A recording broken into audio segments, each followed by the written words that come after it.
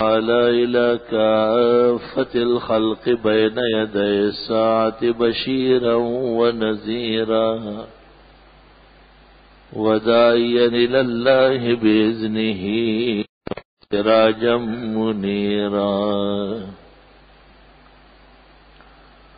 صلى الله تعالى عليه وعلى آله وأصحابه وبارك وسلم عليه. أما بعد فأعوذ بالله من الشيطان الرجيم. بسم الله الرحمن الرحيم. الذين إن مكناهم في الأرض أقاموا الصلاة وآتوا الزكاة وأمروا بالمعروف ونهوا عن المنكر ولله عاقبة الأمور. وقال الله تعالى: والذين جاهدوا فينا لنهدينهم سبلنا وإن الله لمع المحسنين. وأخرج الشيخان الجليلان في صحيحيهما أن النبي صلى الله عليه وسلم قال: الدين النصيحة. قيل لمن يا رسول الله؟ قال: لله ولرسوله ولأئمة المسلمين، وفي رواية ولعامة المسلمين. اللهم صل وسلم على عبدك ورسولك محمد وعلى آله وأصحابه وبارك وسلم علیہ. دنیا میں انسان کی زندگی سے متعلق جتنے کام ہیں، عقل کے تناظر میں جب وہ دیکھے جائے تو وہ دو قسم کے کام ہوتے ہیں. جتنے امور حیاتی انسانیہ سے وابستہ ہیں ان کو غور و فکر سے سمجھا جائے تو وہ دو قسم کے ہیں. ایک وہ کام ہے جن سے انسان کی دنیا کی زندگی کی وابستگی ہے اور اس کا تمام تر نفع اور ضرر، فائدہ اور خوشی وہ اس زندگی سے وابستہ ہے. اس قسم کے کاموں میں انسان سب شریک ہے، یہاں تک کہ مسلمان اور کافر کے درمیان میں بھی کوئی بڑا فرق نہیں ہے. تعمیری دنیا کے لیے اور یہاں کی حیات کے نشوونما کے لیے مسلمانوں سے زیادہ کفار کمر بستہ ہے،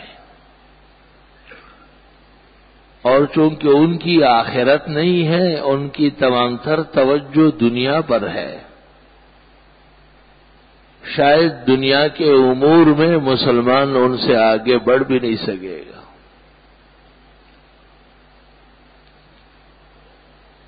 دنیا کے آباد کرنے میں اور انسانی زندگی کو ظاہری راحت رسانی میں کفر کے عناصر وہ زیادہ سرگرم ہوتے ہیں. انہوں نے ماحولیات ایسی پیدا کی ہے جس سے بظاہر انسان بہت ترقی یافتہ ہو گیا. انہوں نے صحت کے لیے ایسے مراحل اور ایسے ذرائع بنائے ہیں جن سے انسان سمجھتا ہے کہ بس اب تو اس صحت کو کوئی مرض لائق ہی نہیں ہو سکتا. انسانی زندگی اور دستور حیات سے پیش آنے والے جتنے احوال ہیں ان پر ان کی نظر ہے. سر سے لے کے پاؤں تک کے پورے نظام پر اور گھر سے لے کر کے ایک بادشاہ اور سلطنت ملک اور ان کے نظم و نسق تک پورے نظام پر ان کی بلیغ نظر ہے،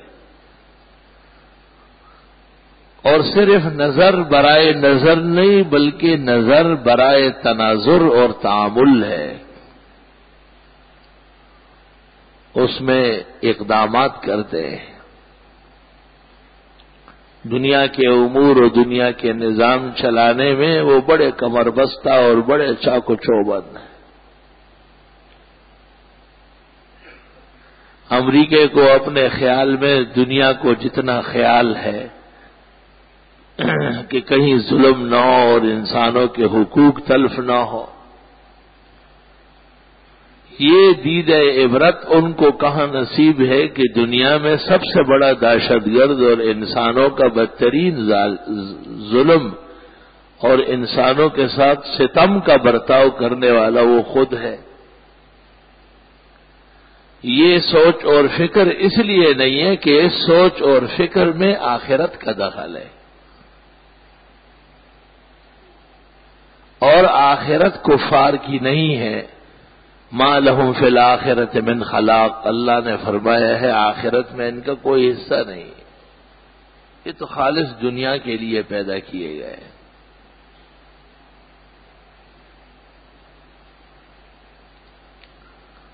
دوسرے امور وہ ہیں جن کا اس دنیا اور زندگی سے سطحی تعلق ہے، سرسری وابستگی ہے،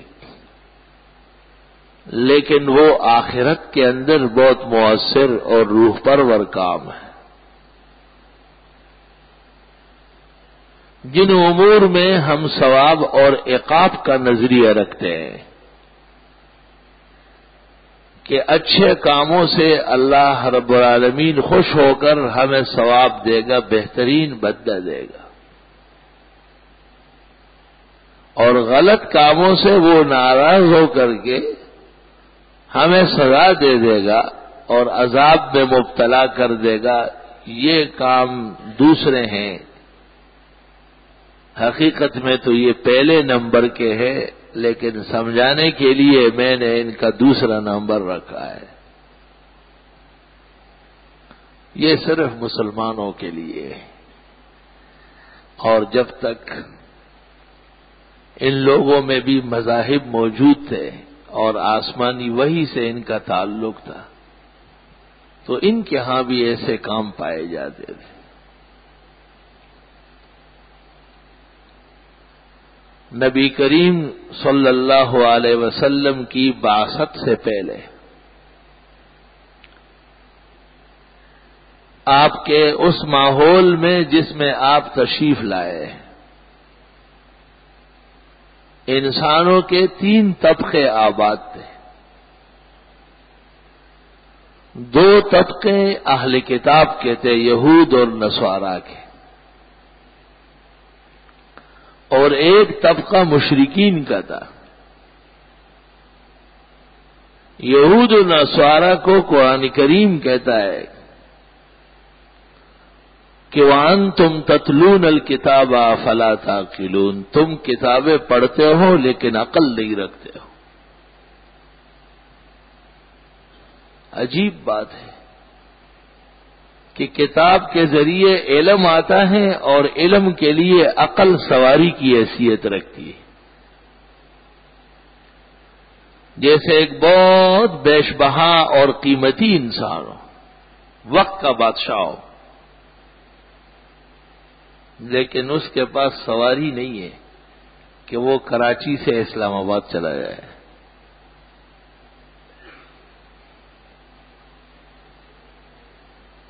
اور وہ اپنے ملک سے کہیں اور پرواز کر لے، ایسی کوئی سواری نہیں۔ تو ہر شخص سمجھے گا کہ یہ بادشاہت نہ چلنے والی، یہ تو ایک جگہ سے دوسری جگہ جا نہیں سکتا۔ اللہ تعالیٰ نے انسان کو جو عقل عطا فرمائی ہے، اس عقل کے بلبوتے پر وہ عالم پر سواری کرتا ہے، پورے عالم پر۔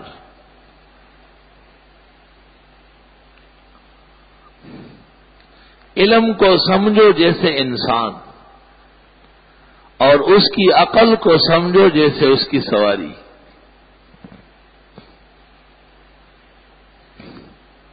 سواری کی اگر ٹانگ ٹوٹ گئی تو بھی اس کو جانے میں تکلیف ہے، سواری اگر بیمار پڑ گئی تو بھی اس کا سفر رک جائے گا، سواری اگر مر گئی ہے تو بھی اس کا حادثہ مضبوط ہو گیا۔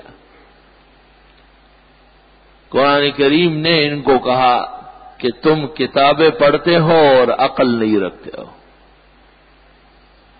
یعنی علوم پر تمہارا عمل نہیں ہے اور جسم میں تمہاری روح نہیں ہے۔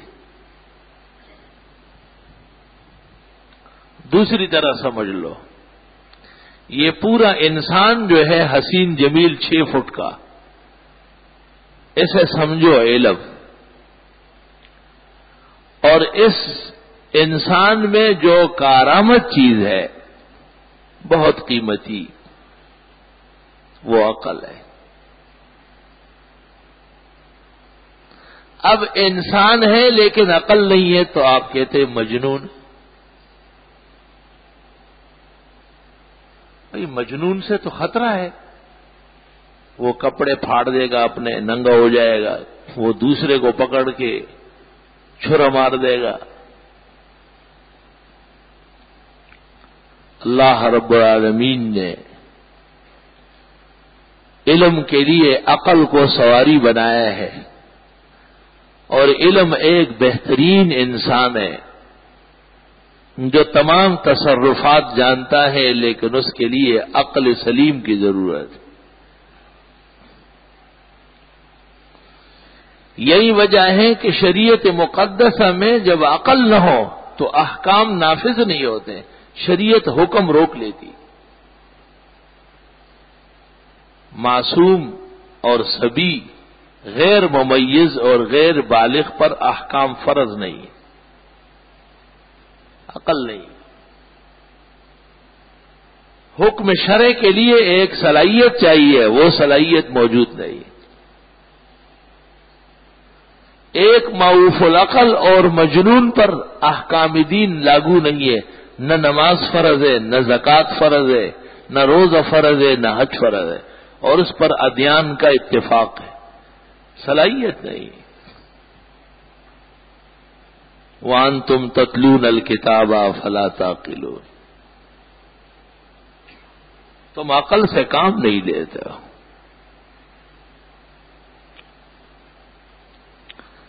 عقل سے کام لیا جاتا ہے۔ ایک شخص کو شیر کا شکار کرنا ہے، اس کو شیر چاہیے، اس کو پتا ہے کہ چھوٹا سا جانور ہے بلّا، جب وہ بھی غصہ ہو جاتا ہے تو اس انسان کو کاٹ سکتا ہے اور یہ لہو لہان ہو جائے گا۔ اور شیر تو تمام جانوروں میں بہت توانا اور بہت جمجو اور چیر پھاڑنے والا ہے۔ اب اس شخص کو شیر چاہیے، اس کو پتہ ہے کہ جنگل میں شیر ہوتے ہیں۔ اب اس کی عقل نہیں ہے تو یہ سیدھا چلا گیا جہاں شیر چر رہا تھا، اس کو کان سے پکڑ لیا، رسی ہاتھ میں۔ جب شیر سمجھ گیا کہ مجھے پکڑنے آیا، اس نے اس کو پکڑ لیا۔ اب انسان اور درندے میں جب تقابل ہوگا تو ظاہر انسان پٹے گا، کیونکہ یہ عقل کا ضعیف تھا، صرف ایک بات جانتا تھا کہ مجھے شیر پکڑنا ہے۔ اب اس انسان کو یہ معلوم ہے کہ یہ شیر جو ہے عقل کی تدبیر سے پکڑا جاتا ہے۔ اس نے کہا نہیں، ایسا نہیں، چلا گیا اور جس جگہ شیر چرتا تھا اس کے راستے میں اس نے جال ڈالا۔ شیر کے شکاری کو اتفاق سے میں جانتا ہوں، وہ جال ایسا ڈالتا ہے جو 5-6 حصوں میں تقسیم ہوتا ہے۔ ایک حصے میں جب وہ پھنس جاتا ہے تو وہ پھاڑ دیتا ہے، خطرہ ہے، بہت طاقتور ہے، تو آگے بڑھتے ہوئے دوسرے حصے میں پکڑا جاتا ہے۔ جب اس میں بھی قابو نہ ہو جائے تو تیسرے حصے میں، جب 3-4 جگہ وہ الجھ کے اس کی ٹانگیں وانگیں سب اس میں پھنس گئی تو یہ آہستہ، اور یہ دیکھ رہا ہے دور سے، اس نے بڑی چھلانگیں ماری، بڑا ادھر ادھر کودا لیکن نکل نہ سکا. آپ یہ سمجھ گئے کہ یہ بے دم ہو گیا ہے. اب یہ آیا اور اس نے زنجیر اس کے گلے میں ڈالی اور ایک بہت بڑا پنجرا اپنے ساتھ لے کے آیا تھا اس میں اتار دیا اور زنجیر کو ایسا بٹن لگایا کہ جب اس نے باہر سے دبایا وہ کھل گیا، پنجرے کا دروازہ بند ہو گیا. پنجرا اٹھا کر کے اپنی گاڑی میں چڑھا دیا، شیر پکڑ کے لے. یہ تمام تدبیر اس کو عقل نے سکھائی ہے، اللہ نے اس کو عقل دی ہے. اس میں اختلاف ہے کہ سب سے پہلے کون سی چیز پیدا ہوئی ہے. اس میں 4 روایتیں مشہور ہیں. ایک روایت یہ بھی ہے، اگرچہ محدثین نے اس کو موضوع کہا ہے، اول ما خلق اللہ العقل، سب سے پہلے عقل پیدا ہوئی. دوسری روایت یہ ہے کہ اول ما خلق اللہ القلم، اور یہ صحیح روایت ہے، ابو داؤد جلد 2 صفحہ 197. تیسری روایت میں ہے اول ما خلق اللہ العرش،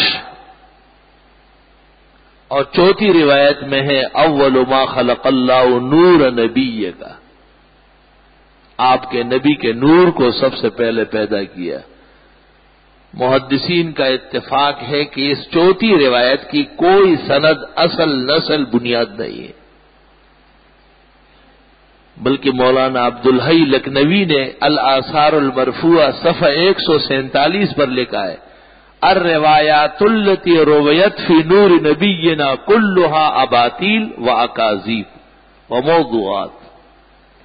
جو روایتیں جناب نبی کریم صلی اللہ علیہ وسلم کے نور ہونے کی ہے وہ سب دروغ، جعلسازی، غلط اور باطل ہے، کوئی حقیقت نہیں ہے اسے. 30 سال ہو گئے میں نے بدعتیوں کے سرغنوں کو لکھا ہے کہ آپ دروغ گوئی سے کام لیتے ہیں. کوئی ایک روایت صحیح جس کی سند موجود ہو اور محدثین کے قاعدے پر وہ پیغمبر کی حدیث کہلاتی ہو، حضرت صلی اللہ علیہ وسلم کے نور ہونے کی دکھا دو، آج تک نہیں دکھا سکے. اور اس سلسلے میں جتنی کتابیں لکھی گئی 1000 کے قریب ہے، ان میں ایک روایت صحیح سند کی نہیں. عوام کو دھوکہ دینا آسان ہے، عالم کو منوانا یہ کارنامہ ہے، جو میدان جانتا ہو. بہرحال مسلمان دنیا کے اندر آخرت کے کام کے لیے آیا ہے. دنیا کے کام اور آخرت کے کام میں بظاہر تعارض نہیں ہے، کوئی ٹکراؤ نہیں ہے. ایسا ہو سکتا ہے کہ ایک کام آپ کریں وہ ہو آخرت کے لیے اور دنیا بھی سنور جائے. اس کی مثال دی ہے مفسرین نے. جیسے ایک کاشتکار زمین میں بیج ڈالتا ہے گندم کا، گندم کی کاشت کر رہا ہے. کیوں؟ کہ جی ہری گھاس ہو جائے گی، یہ بھوسا مل جائے گا. آپ حیران ہو گئے کہ عجیب بے وقوف کاشتکار. دوسرے کاشتکار سے آپ نے پوچھا بھئی گندم کیوں بوتے ہو؟ کہا تاکہ گندم ہو جائے اور بڑھ جائے. تو آپ نے اس سے پوچھا کہ کیوں آپ کو ہری گھاس اور بھوسا نہیں چاہیے؟ اس نے کہا وہ تو ویسے ہی ساتھ آ جاتا ہے، جب گندم ملے گا تو اس سے پہلے ہریالی، اس کا بھوسا چلکا سب ہو جائے گا، اس کے لیے کوئی خاص نیت کی ضرورت نہیں، وہ ویسے ہی ساتھ ہو جاتا ہے. فرق صرف نیت اور عزم کا ہے. جناب نبی کریم صلی اللہ علیہ وسلم ایک شخص کا مکان بن رہا تھا، اس میں تشریف لے آئے. وہ بڑا خوش ہوا، آپ کو اندر کمرے دکھائے، برانڈا دکھایا، حضرت یہ باورچی خانہ ہے، یہ فلاں ہے، یہ مہمان خانہ ہے۔ حضرت نے اچانک دیکھا تو دیوار کے اوپر جگہ جگہ سوراخ کھلے چھوڑے تھے۔ کہا یہ سوراخ کیوں چھوڑے؟ جس کو اب اصطلاح میں کہتے ہیں روشن دان۔ حضرت جی ٹھنڈی ہوائیں آنے کے لیے کہ کمرے میں گرمی نہ ہو جائے۔ آپ نے افسوس کیا، افسوس، کاش کہ اس کو کھولتے وقت آپ کی نیت ہوتی کہ اس سے اذان کی آواز سنوں گا، تو جب تک یہ عمارت قائم ہوتی آپ کو عبادات کا ثواب ملتا، اور اذان کی آواز جب اس سے آئے گی تو ہوا رکے گی تو نہیں۔ اس سے ایک پتہ چلنا چاہیے آپ کو کہ اسلام نے لوگوں کو عقل کا معراج سکھایا ہے، انتہائی عقل کی تعلیم دی ہے کہ بات بھی سلیقے کی کرو، اور وہ بات کرو جو انسانیت اور تہذیب کے ساتھ آراستہ ہو اور آخرت میں آپ کا مقام بن جائے۔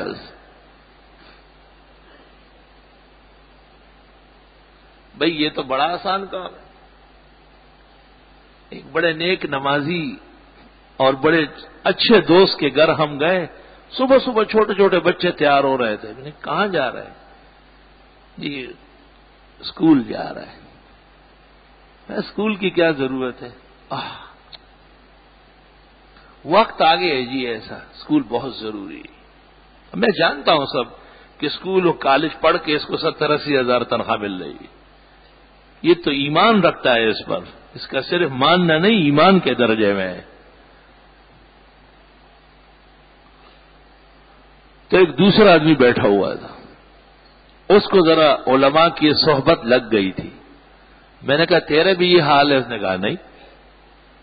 تو میں نے کہا آپ بچوں کو کہاں بھیج رہے ہیں؟ کہا میں بھی اسکول بھیج رہا ہوں تاکہ وہ خط سیکھے، اردو سیکھے، اور پھر آپ کے پاس لانے کا قابل ہو جائے۔ دونوں میں زمین و آسمان کا فرق ہو گیا۔ ایک بچے کو لے کے گیا کہ وہ آکسفورڈ اور کیمبرج کے ڈھب پہ چلے، اور پھر باپ کا جنازہ یہاں ہوگا، وہ پیچھے بیٹھا ہوگا کہ جو ہے نا میں جنازہ نہیں جانتا ہوں، مجھے جنازے کا پتہ نہیں ہے۔ انسان سے حیوان بنانے کے لیے۔ اور دوسرا وہی تعلیم دے رہا ہے، لیکن اس کا عزم ہے کہ جب اس میں یہ کچھ ماہر ہو جائے، سلیقہ سیکھ لے، تو اپنے قرآن کا علم، دین کا علم، اس کو بہترین طریقے سے سکھاؤں گا۔ دونوں کی کام ایک ہے، اور نیت میں اور عزم میں زمین و آسمان کا فرق ہو گیا۔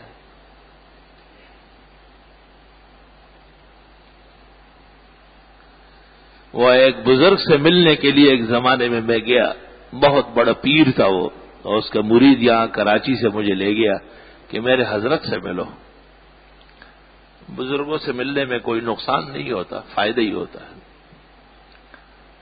میں ان کی خدمت میں حاضر ہوا۔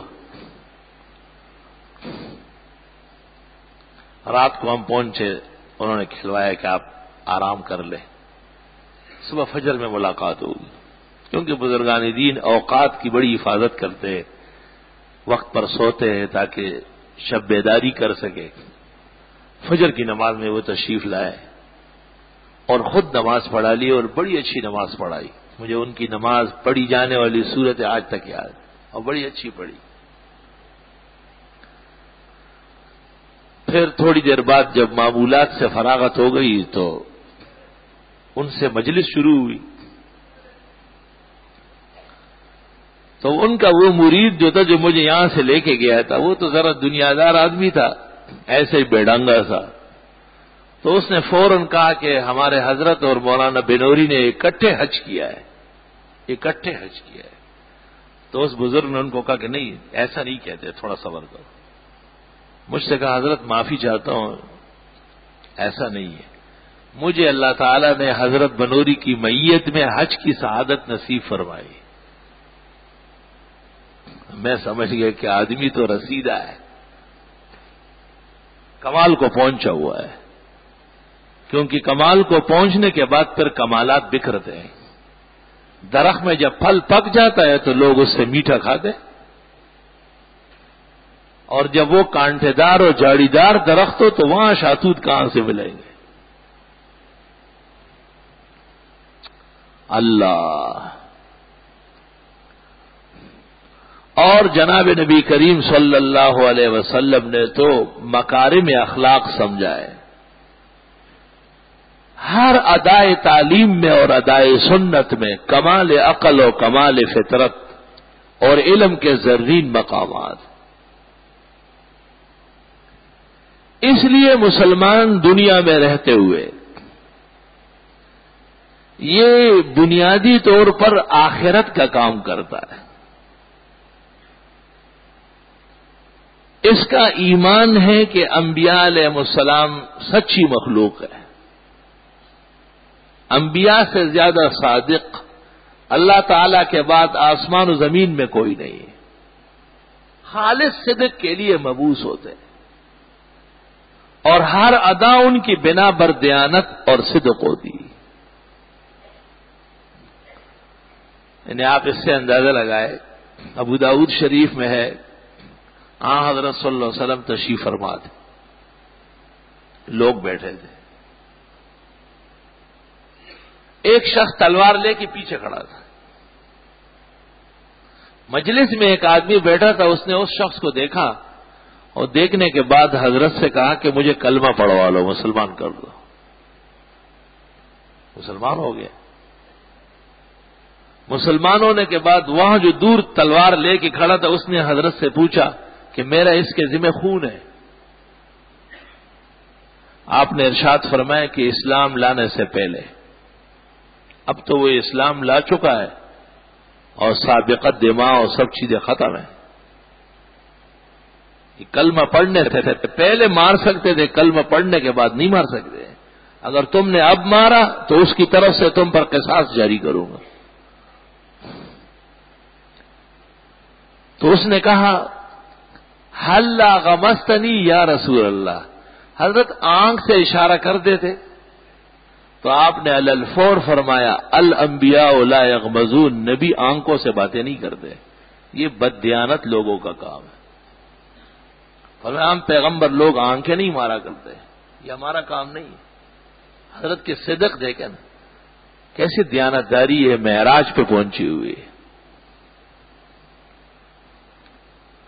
آپ بازار تشریف لائے، منڈی میں اناج لگا ہوا تھا، ڈھیر لگا ہوا تھا. آپ نے آستین چڑھایا یہاں تک اور اناج کے اندر ہاتھ دے دیا تو اندر سے گیلا نکلا. تو آپ نے اس شخص سے پوچھا کہ یہ نیچے پانی ہے اور اوپر خشک ہے، یہ کیوں؟ اس نے کہا کہ اگر لوگ اس پانی والے حصے کو دیکھیں تو پھر تو رکیں گے نہیں، گاہک نہیں ٹھہرے گا. تو آپ نے ارشاد فرمایا اس طرح اگر تم بیچو گے اور کھاؤ گے تو حرام کھاؤ گے. آپ اس میں ہاتھ ڈال کے وہ نیچے والا اوپر لے آئے تاکہ لوگ گیلا جان کر کے خریدے، خشک دکھا کر کے گیلا بیچ رہے ہو. حضرت کا صدق دیکھ ایسے.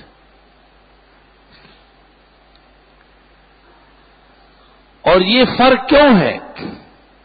اس لیے کہ تمام کام حقیقت میں آخرت کے لیے. ہماری نقل و حرکت، ہماری سانس، ہماری ادائیں، ہماری زندگی کے لمحات اور گھڑیاں، یہ سب کے سب حساب سے ہیں. ہم ان سب کے بدلے میں اللہ کی رضا اور اس کی خوشنودی اور وہاں کے درجات لینے والے ہیں. ہمیں ہر چیز میں احتیاط کرنی ہے.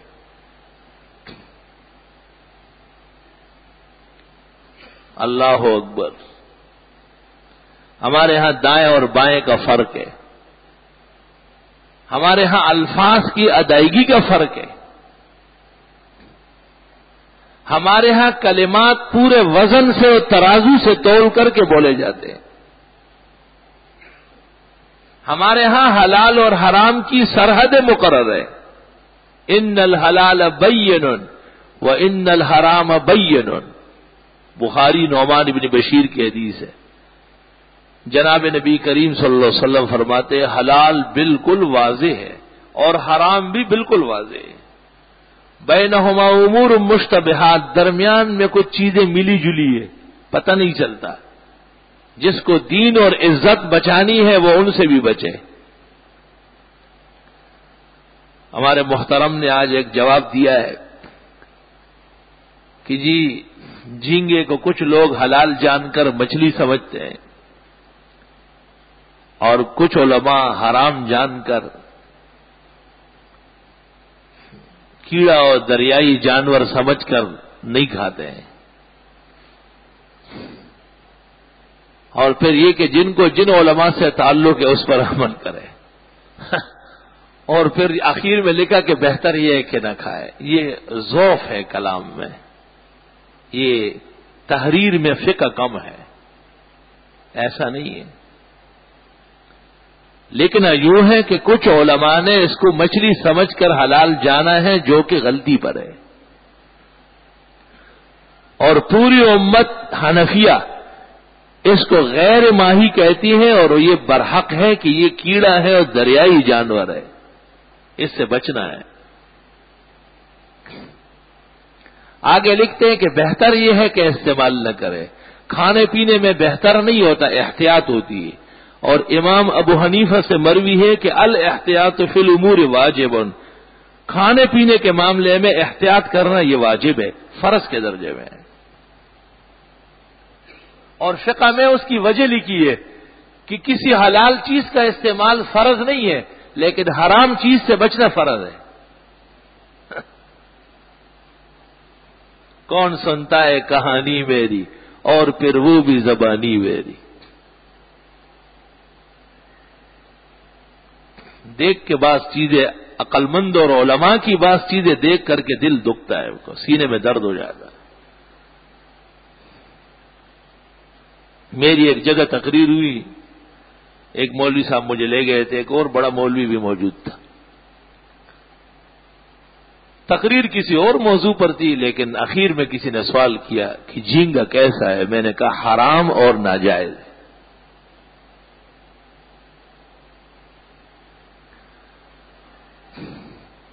میری تقریر کے بعد اس مقامی مولوی نے میرے ساتھ جو بڑے مولوی صاحب تھے ان سے دریافت کیا کہ حرام ناجائز ہے. تو انہوں نے کہا تھوڑے سے تیز چلے. میرے بارے میں کہا کہ تیز چلے، ہم تو تیز مشہور ہیں، نرمی تو جانتے نہیں. مجھے پتہ چلا کہ انہوں نے ان کو اس طرح جواب دیا ہے. تو جب وہ بڑے عالم تشریف لائیں تو میں نے ایک شخص سے کہا کہ آپ اس کے سامنے یہ دونوں باتیں پتہ کر لیں. پہلے یہ پوچھو کہ جھینگا کیسا ہے، جب میں کہوں حرام ناجائز ہے تو تم دوسرا سوال کرو کہ یہ صرف آپ کی رائے ہے یا فتویٰ ہے. انہوں نے پوچھے. میں نے کہا دیوبند کے علماء کو علم سکھانے والا ہندوستان میں مولانا رشید احمد گنگوئی ہے.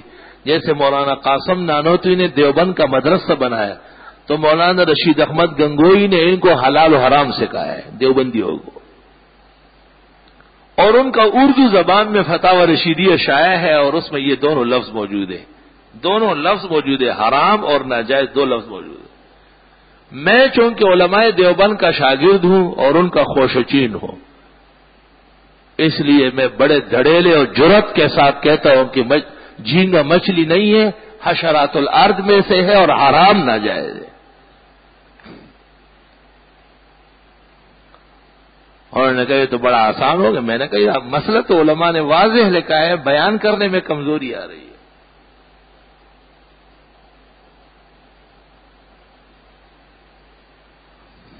اور یہ قاعدہ ہمیشہ یاد رہے کہ کھانے پینے میں احتیاط واجب ہے.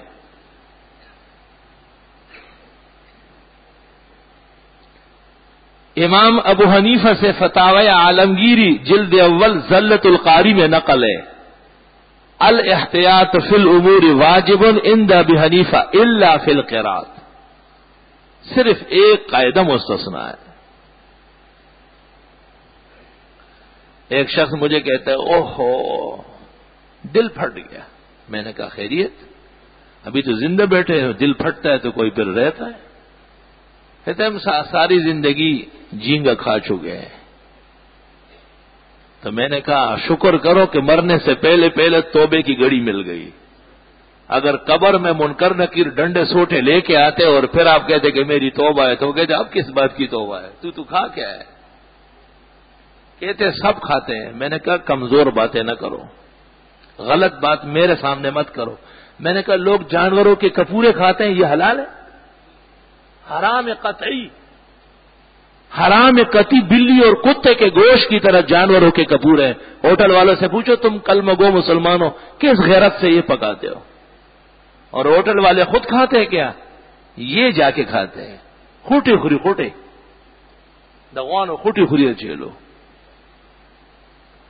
ہر حلال جانور میں جو 7 چیزیں حرام ہیں ان میں پہلے نمبر پر ذکر ہے، خصیتین ہے، اور اس سے ہوٹلوں کا استقبالیہ سجتا ہے،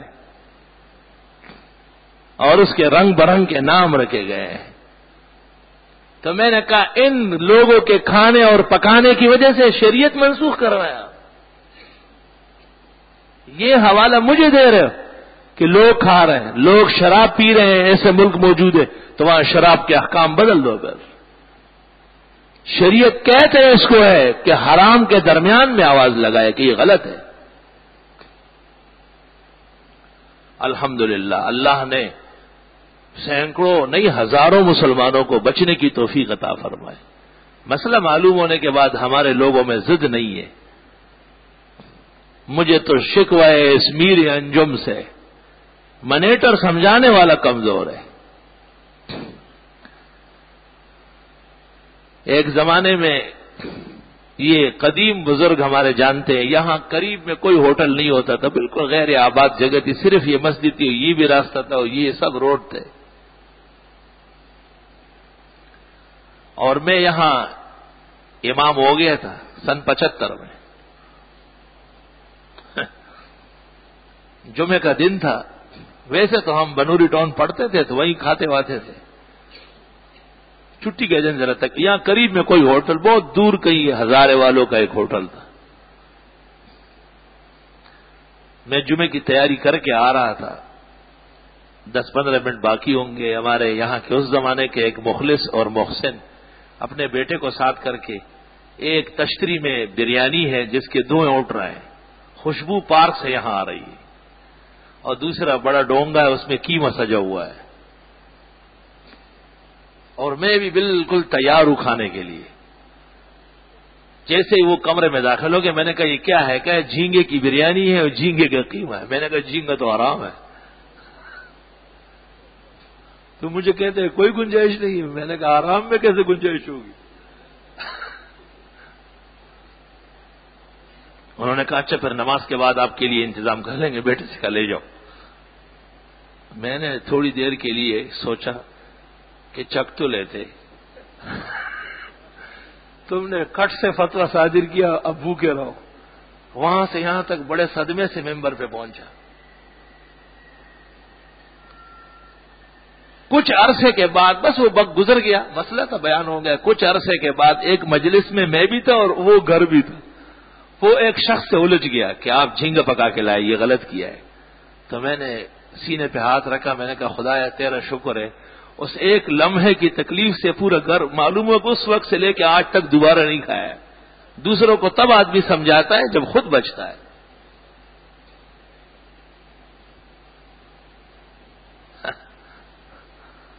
یہاں ہمارے کچھ بڑے غیرتی دوست تھے محلے میں، ایک دفعہ انہوں نے مجھے کہا کہ ہمارے حضرت صاحب آئے ہوئے، بہت بڑے پیر صاحب آئے تھے، اور بڑا خلقہ خرقہ باندھے ہوئے تھے، اور بڑے جھوم جام کے گلیاں بھری ہوئی تھی مریدوں اور شاگردوں سے، بہت آگے کہیں دور جا کے ایک اور بلاک میں، لیکن نماز پڑھنے یہی آتے تھے وہ۔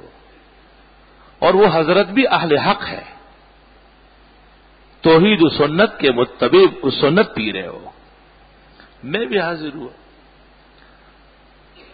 جب میں حاضر ہوا تو کھانا لگا ہوا تھا، کرسی اور میز بڑے بڑے لگے تھے اور 7 کرسیاں لگی تھی۔ تو جیسے ہی میں داخل ہوا میں نے کہا انا للہ و انا الیہ راجعون۔ حضرت صاحب نے دریافت کیا کہ کیوں؟ میں نے کہا کرسی اور میز پر کھانا کھانے کو حکیم الامت مولانا اشرف علی صاحب نے امداد الفتاوی جلد 4 میں حرام ناجائز لکھا ہے۔ یہ انگریزوں کا طریقہ، یہ ہمارا طریقہ نہیں ہے۔ تو اور بھی حضرات موجود تھے بڑے خوب، مجھے کہا کچھ گنجائش نہیں ہو سکتی ہے، بس وہ تو شروع کرنے والے تھے۔ میں نے کہا فتویٰ سامنے آنے کے بعد میرے لیے تو اجازت واجب ہے کہ میں واپس جاؤں، مسئلہ تو میں نے بیان کیا، اور کھانے پینے میں احتیاط ضروری ہے۔ وہ جو صاحب خانہ تھا وہ سچا یہاں جمعہ پڑتا تھا، سچ مچ۔ اس نے کہا جانا وانا نہیں، آرام سے بیٹھے، جو آپ کہیں گے اس طرح دسترخوان لگے گا، یہ باتیں نہ کرے کہ میں جا رہا ہوں، مسئلہ آپ کا چلے گا، ہم اور مسئلے کسی کے نہیں مانتے۔ اور انہوں نے اپنے بیٹوں کو، آدمیوں کو حکم دے دیے کہ کھانا نیچے اتارو، میز باہر نکالو، اسی جگہ لگاؤ۔ سب بیٹھ گئے بڑے آرام سے۔ تو حضرت صاحب مجھے کہتے بڑی مہربانی، آپ کی وجہ سے سنت کا اتباع۔ میں نے کہا آپ تو سنت ذبح کرنے کے لیے تیار ہو گئے تھے، ایک لمحے میں سنت سے گھڑس نکال رہے تھے آپ۔ ہم سے عقیدت رکھنے والے اور ہمیں اپنا مذہبی رہنما ماننے والے، وہ ہمارے ہوتے ہوئے دین کے خلاف کریں گے؟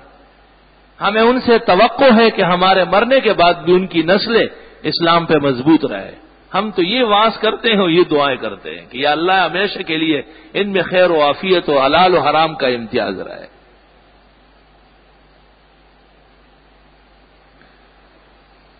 ان الحلال بین و ان الحرام بین، بخاری شریف اور مسلم۔ جناب رسول اللہ کیسے واضح الفاظ میں کہہ رہے ہیں، حلال میں واضح کر کے جا رہا ہوں، حرام بھی واضح ہے۔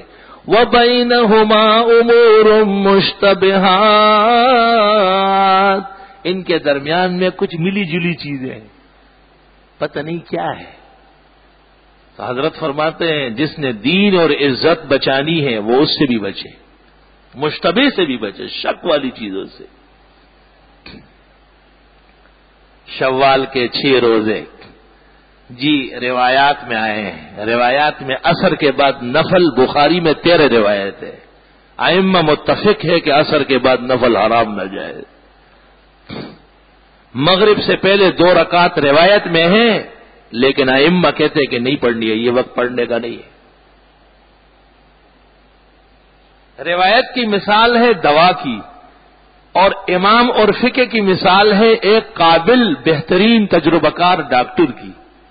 دوا برحق ہے لیکن آج کے مرض کے لیے نہیں ہے، 2 دن بعد ہے۔ دوا صحیح بنی ہے، اس میں کوئی جھوٹ نہیں ہے۔ کیا آپ ایک مرض میں دوسری دوا خرید کے گھسیڑ دیں، مریض کو ہلاک کر دیں گے آپ۔ اس لیے جنہوں نے فقہ اور اماموں کو نظر انداز کیا ہے وہ ہلاک ہو رہے ہیں، وہ ہلاکت کے دہان پہ پہنچ چکے ہیں، انہیں عقل اور ہوش نہیں ہے۔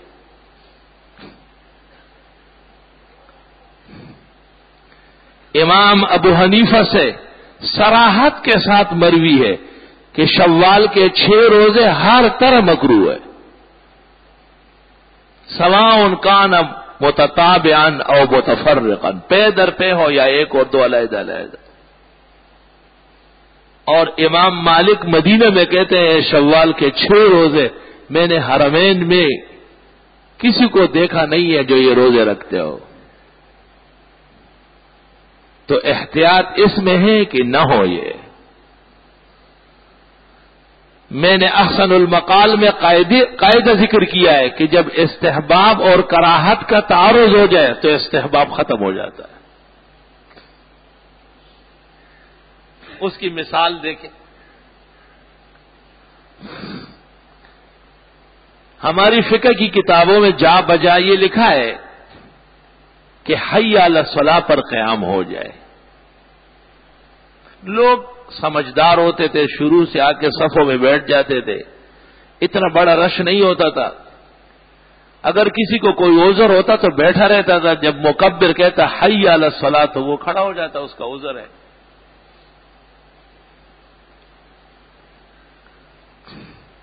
اور اس کو مستحب لکھا ہے شرح وقایہ میں بھی اور بہت ساری کتابوں میں۔ ہدایہ میں کمزور مسائل نہیں ہوتے ہیں، وہ اور چیز ہے۔ ہدایہ کا آسانی کوئی کتاب نہیں ہے اور اس کے جاننے والے دنیا میں کم ہیں۔ ایک فرقہ دنیا میں ایسا آیا جنہوں نے بدعات کا ٹھیکہ لیا ہوا ہے، انہوں نے حی علی الصلاۃ پر قیام کو ضروری جانا ہے. ان کے ہاں نماز کی صفیں بنے یا نہ بنے حی علی الصلاۃ پہ قیام کریں گے, بیٹھے رہیں گے. تو علماء نے لکھ دیا نا کہ اب حی علی الصلاۃ پر قیام بدعت میں سے ایک بدعتی فرقے کے ساتھ مشابہت لازم آ رہی اور اس سے بچنا بہت ضروری ہے. دوسری طرف صفیں پہلے سے کھڑی ہو تو بھی ہمیں اطلاعات ملتی ہے کہ آپ کے اعلان کے باوجود صفیں درست نہیں ہو رہی. لوگ غفلت کرتے ہیں, خیال نہیں کرتے. تو جب صفیں پہلے سے نہ بنے اور حی علی الصلاۃ کے بعد تو نماز شروع ہوتی, اور جناب نبی کریم صلی اللہ علیہ وسلم نے فرمایا کہ تم صفوں کو درست کر لو ورنہ اللہ تمہارے چہرے ٹیڑھے کر دے گا. اور دوسری حدیث میں ہے ورنہ اللہ تمہارے دل ٹیڑھے کر دے گا. تو علماء لکھتے ہیں چہرے سے مراد عمل ہے اور دل سے مراد عقیدہ ہے, کیونکہ وہ اندر ہوتا ہے مخفی. یعنی صفیں درست نہ ہونے کی وجہ سے تمہارا عقیدہ اور عمل برباد ہوگا. تو اس سے پتہ چل گیا کہ صرف نماز پڑھنا سنت کے مطابق اس سے عقیدہ بھی بنے گا اور عمل بھی صحیح ہوگا, بشرطے کہ سنت کا لحاظ. صفیں سنت کے مطابق نہیں بنی تو دل ٹیڑھا ہو گیا, عقیدہ برباد. نمازیں پڑھتا ہے ایاک نعبد و ایاک نستعین, درگاہوں پہ دوڑتا ہوا جا رہا. وہ درگاہوں پہ کیا لینے جا رہے, وہ ظالم. ان المساجد للہ, خدا کی مسجدیں نہیں ہیں. فلا تدعوا مع اللہ احدا, اللہ کے علاوہ کسی اور سے مانگنا نہیں. مانگنے کی جگہ یہ ہے 2 رکعت پڑھ کو یا رب یا رب. یہ طریقہ ہے اسلام کا. اگر درگاہوں پر مانگنے کی اجازت ہوتی تو ہمارے رسول سے پہلے پیغمبر کتنے گزرے ہیں؟ 2 گزرے یا 4 ہیں؟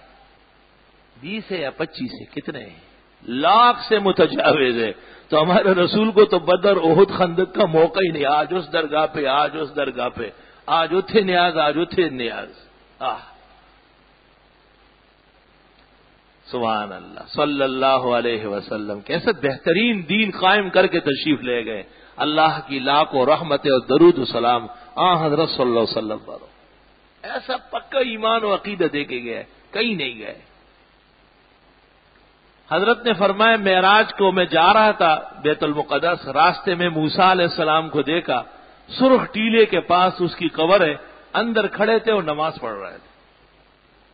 صحیح مسلم جلد ثانی باب فضائل موسیٰ, دوسری روایت. جب حضرت نے یہ بیان فرمایا کہ اگر کبھی وہاں سے گزر ہوا نا, یہ بھی فرمایا مسلم میں بتا دوں گا یہ جگہ ہے, تو صحابہ میں سے ایک نے بھی نہیں کہ حضرت کل چلے بس دوڑتے ہوئے.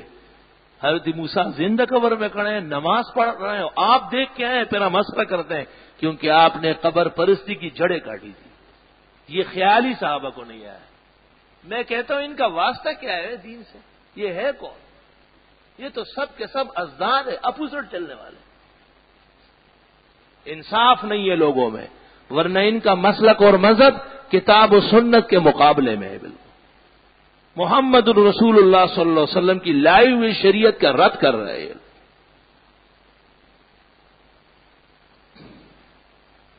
زندہ موسیٰ کو نبی قبر میں دیکھ رہے ہیں کہ نماز پڑھ رہا ہے, اور ان کی قبروں کا پتہ ہی نہیں کہ اندر کون ہے.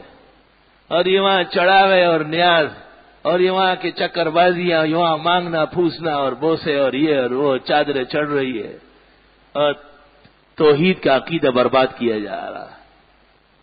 قلب میں سوز نہیں, روح میں احساس نہیں, کچھ بھی پیغام محمد کا تمہیں پاس نہیں. اور معاذ ابن جبل کو جب رخصت کر رہے تھے, یمن جا رہے تھے, تو حضرت ساتھ ساتھ باہر آئے. معاذ گھوڑے پر, حضرت نیچے. حضرت نے کئی مرتبہ معاذ نیچے اترے. حضرت یہ نہیں ہو سکتا. حضرت نے فرمایا آپ کو اجازت دی, آپ جا رہے ہیں, مجھے تھوڑی چند قدم لینے دو. اوہو, کتنے بڑے مقام اور رتبے کے ساتھ اپنے ایک خادم, شاگرد اور صحابی کا اکرام دے گا. پوچھا معاذ اگلے سال اگر آپ آئے اور میں موجود نہ ہوں کیا کرو گے؟ آپ نے فرمایا وعدہ کرتا ہوں کہ قبر کا سجدہ نہیں کروں گا. یہی حضرت سننا چاہتے تھے. تو آپ نے فرمایا میں وعدہ کرتا ہوں کہ قیامت کے دن اللہ سے بخشوا کے چھوڑوں گا. اگلے سال جب معاذ آئے حضرت کا وصال ہو گیا تھا. تیار کرا رہے تھے اپنے لوگوں کو، خبردار کہ میرے مرنے کے بعد تم نے قبر کو ہاتھ لگایا. اللہم لا تجعل قبری وثنا یعبد، اے خدایا میری قبر کو ایسا نہ بنا کہ لوگ مورتی سمجھ کے چومتے رہے. وہاں غیرتی اور موحد حکومت کے پاسدار کھڑے ہیں ڈنڈے سوٹے لے کر، اور ان کو ایسا گزارتے ہیں یارا کیا کہوں، ممبر پہ بیٹھا ہوں. ان عقیدے کے چوروں نے ہمیں ذلیل کروایا ہوا. میں نے ایک شیخ سے پوچھا یہ زیارت کا طریقہ جو آپ ہمیں کرا رہے ہیں؟ ہاتھ جوڑے. اس نے کہا حضرت آپ ناراض نہ ہو، میں 1 منٹ کے لیے ہٹتا ہوں، ذمہ دار آپ ہو. میں سمجھ گیا. میں نے اپنے ساتھیوں سے کہا یہ اپنے صدق اور توحید کے بحر میں ڈوبے ہوئے، ان کے دل پر پپولے کھڑے ہیں ان ظالموں کے ہاتھ سے. گزرتے ہوئے ہاتھ پہنچا کے ہاتھ پہنچا کے، یہ مذاق کی جگہ ہے، ہنسی مذاق ہے. یہ رسول المرسلین نبی الانبیاء سید العرب والعجم صلی اللہ علیہ وسلم، جن کی بارگاہ میں اونچی آواز سے صلاۃ و سلام بنائے، 4 ائمہ لکھ چکے ہیں آہستہ آواز سے نیچے دیکھتے ہوئے. کبھی ہاتھ باندھیں گے، کبھی یوں کریں گے، ایک تماشا بنایا ہوا ہے. اور حضرت کی دعا قبول ہوئی ہے. اللہ نے وہاں ایسے غیرتی رکھے ہیں جو ان کی بدعت اور شرک کا سر قلم کر کے ان کو واپس بھیجتے ہیں. اگر ان کا حج ہوتا اور ان کا عمرہ اور زیارت سنت کے مطابق، خدا کی قسم واپسی پر یہ اس مسلک کا نام نہ لیتے. گزرے ہوئے زندگی کے نمازیں دوبارہ پڑھتے، روزے دوبارہ کرتے، قربانیاں دوبارہ کرتے، کیونکہ وہ شرک اور کفر کا دور ہے. اس کا اسلام محمد سے کیا تعلق ہے؟ اللہ اس لیے فرماتے الذین ان مکناہم فی الارض، وہ لوگ جن کو ہم زمین میں طاقت دیں، زور دے، حکومت دے، اقاموا الصلاة وآتوا الزکاة، وہ نماز اور زکوٰۃ کا نظام درست کرا دے، وَأَمَرُوا بِالْمَعْرُوفِ وَنَهَوْا عَنِ الْمُنكَرِ، اور دین کا لوگوں کو حکم دے. یہ دین ہے توحید و سنت. منکر بدعات، محدثات، رواج کے مطابق رسوم، گندگیاں، اس سے روکنا مسلمان کا فرض ہے. وَلِلَّهِ عَاقِبَةُ الْأُمُورِ، اور اللہ کے ہاتھ میں ہے تمام کاموں کا نتیجہ. ہم تو ایک آواز ہے جو حضرت آدم سے لے کر محمد الرسول اللہ صلی اللہ علیہ وسلم تک لگی ہے اللہ کی توحید کی، اور حضرت نے امت کو وہ فرض منصب حوالے کر کے گئے ہیں. آج تک یہ آواز اہل حق نے ہم تک پہنچائی ہے، ہم لگا رہے ہیں. بشنود یا نشنود منہائے ہوئی می کو نو، ہمارا کام ہے راتوں کو کاٹنا یاد دل بر میں. ہم تو اپنا مضمون پورا سناتے ہیں الحمدللہ، اور خدا کا فضل و کرم ہے. جب بدعت کا زمانہ آتا ہے، یہاں مہمان آتے ہیں، میں ان سے کہتا ہوں پوری کراچی ٹٹول مارو، جب گلشن داخل ہو جاؤ گے تو انشاءاللہ یہاں بدعت کا کوئی پروگرام نظر نہیں آئے. اللہ کے فضل و کرم سے بدعتیوں کی مسجدیں ہیں مگر ہری ٹوپیاں نہیں پہنتے، کیونکہ یہاں سے چھرا چلا چکا ہوں اس پہ کہ یہ دجال کے فوجی کی نشانی ہے. ایک دکان سے گزر رہا تھا، دودھ والے کے پاس ایک ہری ٹوپی والا بیٹھا ہوا ہے، پگڑی باندھ کے. میں نے جو گزرا تو غور غور سے دیکھا تو اس نے مجھے وہیں سے اشارہ کیا کہ یہاں کا نہیں، کہیں سے آیا ہے. دودھ بیچنے والے میں بھی توحید و سنت کا پورا جذبہ موجزن ہے اور غیرت اللہ نے دی ہے. اتفاقاً وہ بیٹھا رہا، میں واپس آیا، پھر میں نے دیکھا تو وہ وہاں سے اس کو کہتے اٹھ یہاں سے، مولانا گزرے بھی جمعے میں اس کا ذکر ہوگا، اٹھ جائیں۔ وہ یہاں آیا میرے پاس، حضرت صاحب آپ یہاں ہوتے؟ میں نے کہا ہاں بالکل یہی ہوتا ہوں۔ کہتے ہیں ہری پگڑی بری ہے؟ میں نے کہا دجال برا ہے اچھا ہے؟ دجال تو بہت لعنتی ہے۔ میں نے کہا یہ مشکات دوسری جلد صفحہ 474 شرح السنہ بغوی کے حوالے سے ابو سعید کی روایت ہے کہ دجال کے ساتھ 70,000 سپاہی فوجی ہوں گے، سب کے سب ہری پگڑیوں والے ہوں گے، جلسہ کہیں بھی منایا، کراچی میں یا کراچی سے باہر، لوگ وہی ہے، باہر رنگے کے خواہی جامہ بھی پوش، من اندازے قدت رامی شنا صاحب، یہ مشکات ہے۔ کہتے ہیں ہمارے علماء کیا کہتے ہیں؟ میں نے کہا آپ کے علماء قرآن مانتے ہیں؟ کہا ہاں۔ میں نے کہا قرآن میں ہے ان الشرک لظلم عظیم، شرک سب سے بڑا ظلم ہے، آپ شرک کرتے ہیں نہیں؟ بزرگوں کا نام مشکل کشا و حاجت روا یہ کس نے رکھا ہے؟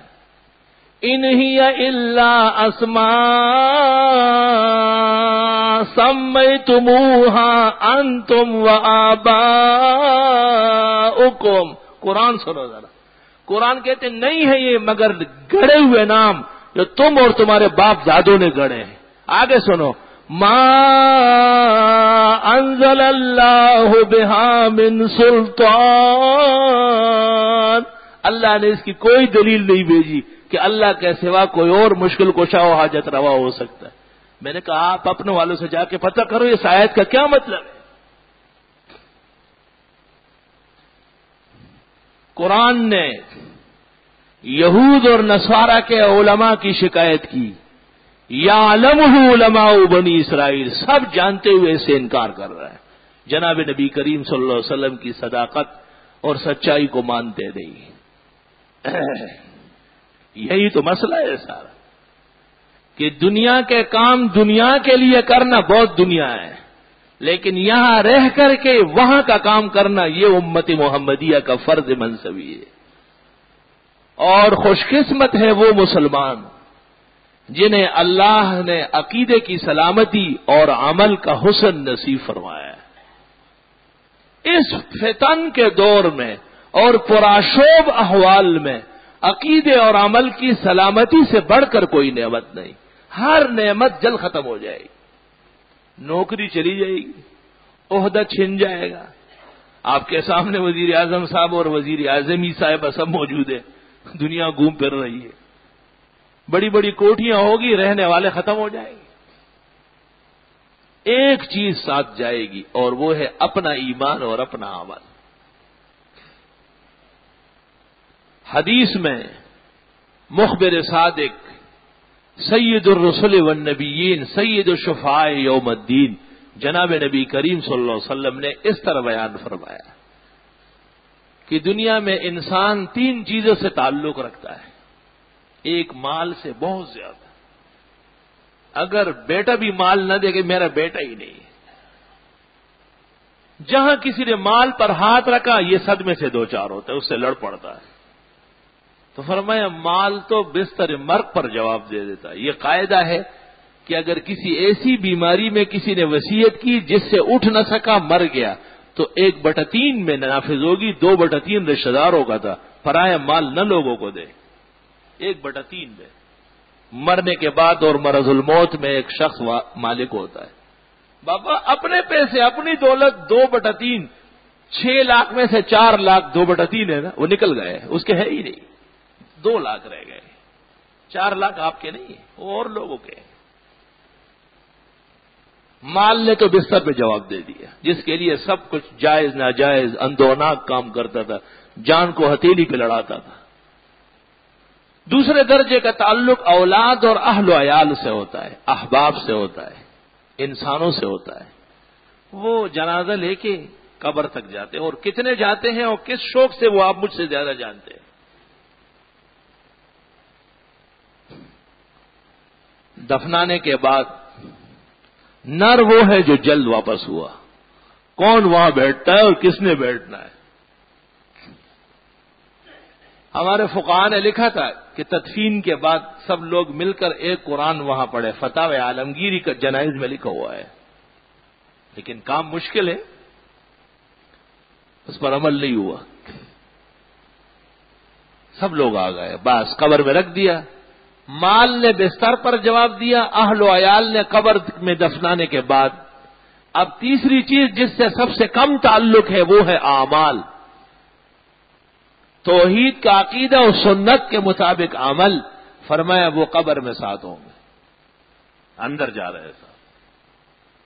اور سنن ابن ماجہ میں ہے کہ جب اس کو قبر میں رکھ دیا جاتا ہے اور لوگ قبر بند کر کے چل پڑتے ہیں تو ایک حسین جمیل توانا بہترین صحت کا نوجوان آ جاتا ہے قبر میں. حوالہ پہلے دیتا ہوں. اور اس کو کہتا ہے کہ آپ تسلی سے رہیں، منکر نکیر آ رہے ہیں، میں جواب دوں گا، آپ تسلی سے رہیں. اللہ تعالیٰ یہ عزت نصیب فرمائے. بس یہ کہنا تھا کہ منکر نکیر داخل ہو گئے ڈنڈے سوٹے لے کے. وہ سوال کرتے ہیں اور یہ جواب دیتا ہے. وہ سوال کرتے ہوئے جواب دیتے، وہ بڑے آرام سے جوابات سن کے روانہ واپس ہو گئے. تو یہ شخص بھی واپس ہونے لگا. تو یہ مردہ جس میں روح آ جاتی ہے اس کو کہتا ہے یا عبداللہ من انت واللہ صالحتنی، آپ کون ہیں، بڑا احسان کیا. تو وہ پلٹ کے کہتا ہے آپ مجھے نہیں جانتے، انا صلاتک الفجر، میں آپ کی نماز فجر ہوں. دن شروع فجر سے ہوتا ہے. پہلا کام جو تھا وہ آج پہلے وقت میں کام آ گیا. اللہ کے ہاں ایسا عدل اور فضل ہے، پہلا کام فجر کا ہے. اور کوئی کام بعد میں ہو، دن ہو یا نہ ہو، پہلا کام فجر ہے. اس لیے مؤذن پیغمبر کے حکم پر کہتا ہے الصلاۃ خیر من النوم، وہ نیند چھوڑو فجر میں آؤ.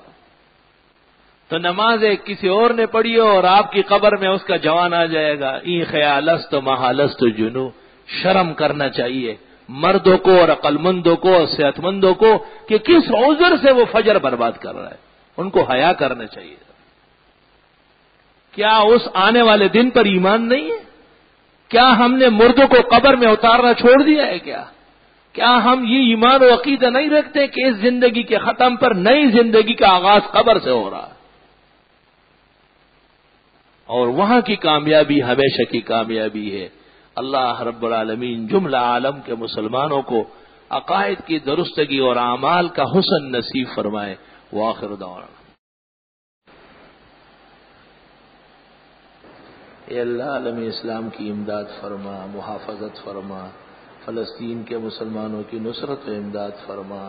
خدا اسرائیل اور امریکہ کا وجود ختم فرما. اللہ انہیں نیست و نابود فرما. مسلمانوں کے ساتھ مظالم کا بدلہ اور انتقام یا اللہ اپنی قدرت اور طاقت سے لے.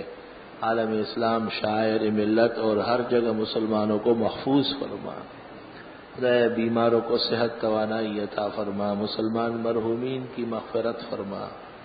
پریشان حالوں کی امداد و نصرت فرما. دینی درسگاہوں کو، مدرسوں اور مساجد کو قیام و دوام نصیب فرما. ہر قسم کے افتنان اور شرانگیزوں کے شر اور فساد سے حفاظت عطا فرما. نصرت و عافیت کے فیصلے فرما. قدم قدم پر سکون اور راحت اور عزت اور وقار کے فیصلے فرما. شدائد حیات و ممات آسان فرما. قبر میں منکر نکیر کے سوال کے جواب میں ثابت قدمی عطا فرما. بروز حشر و نشر جناب نبی کریم صلی اللہ علیہ وسلم کی شفاعت نصیب فرما. اپنے فضل و احسان سے جنت الفردوس نصیب فرما. صلی اللہ تعالی علی خیر خلقی محمد وآلہ واصحابہ اجمعین برحمتہ.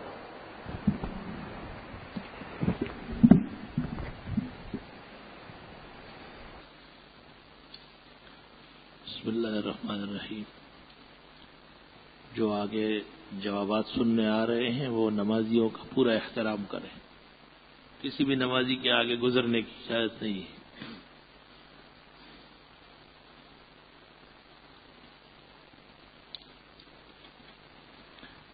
اگر کوئی آدمی صاحب ترتیب ہو، یعنی اس کی ظہر کی نماز قضا ہو جائے اور عصر کی نماز اس کو جماعت کے ساتھ مل رہی ہے، تو کیا وہ پہلے ظہر کی نماز آئے؟ جی ہاں، حکم یہ ہے کہ صاحب ترتیب کو پہلے چھوٹی ہوئی پڑھنی ہے پھر وقت کی، ورنہ اس کی وقت کی نماز ہوگی نہیں. کیا رافضی کا کھانا کھانا اور اس سے قرب رکھنا جائز ہے ناجائز ہے؟ ہاں، اگر تبلیغی منصب مضبوط ہے اور اصلاح کر سکتے ہو ٹھیک ہے۔ قضا عمری کے بارے میں کیا حکم ہے؟ قضاء عمری فرض ہے۔ جو نماز فرض چھوٹ گئی ہے ان کی قضا فرض ہے، جو واجب چھوٹے ہیں ان کی قضا واجب ہے، سنت اور نفلوں کی قضا نہیں ہوتی۔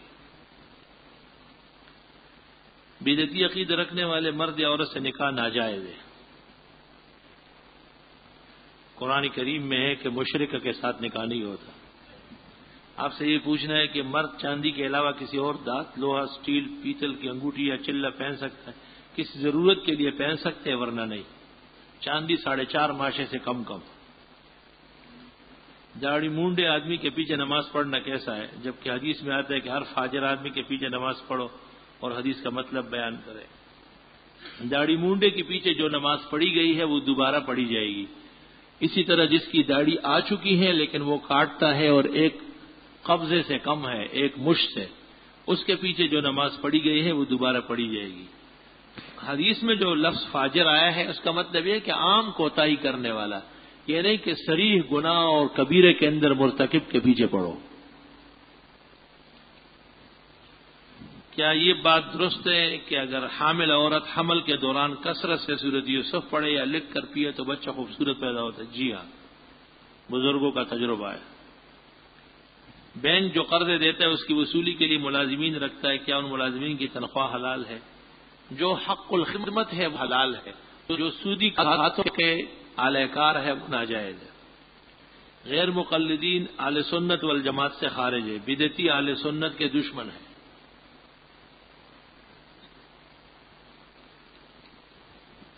ایک شخص جو غیر اللہ کے نام کی نظر و نیاز کو حرام جانتا ہو اور دوسروں کو بھی بتاتا ہے لیکن وہی نیاز کھاتا بھی ہے تو شریعت کی روح سے بڑا بے غیرت ہے کہ خود کہتا بھی ہے پھر اس کے خلاف کرتا ہے، جیسے کوا چونچ بھی جھاڑتا ہے اور پاخانہ بھی کھاتا ہے۔ اگر مسجد کے نیچے سین میں جگہ ہو، مسجد کے دوسرے منزل میں نماز پڑھنا کیسا ہے؟ جائز ہے۔ مطلب ہے کہ جمعے کا دن ہے، اب لوگ اوپر بیٹھے ہیں، ان کو کیا پتہ ہے کہ نیچے جگہ ہو رہی یا نہیں، صفحے موجود ہے، جگہ خالی ہے اور دور سے نماز پڑھتا ہے، یہ صحیح نہیں ہے۔ اگر کوئی شخص ظہر کی نماز سے پہلے 4 رکعت سنت نہ پڑھے، فرض نماز کے بعد پہلے 4 پھر 2، مفتابی قول یہ ہے، فتاوی عالمگیری جلد اول صفحہ 112۔ دعا نام کیسا ہے؟ شامیر نام کیسا ہے؟ شامیر صحیح ہے، قضا نام کیسا ہے؟ ویسے اب ایسے ہی ہے، فضول باتیں ہیں۔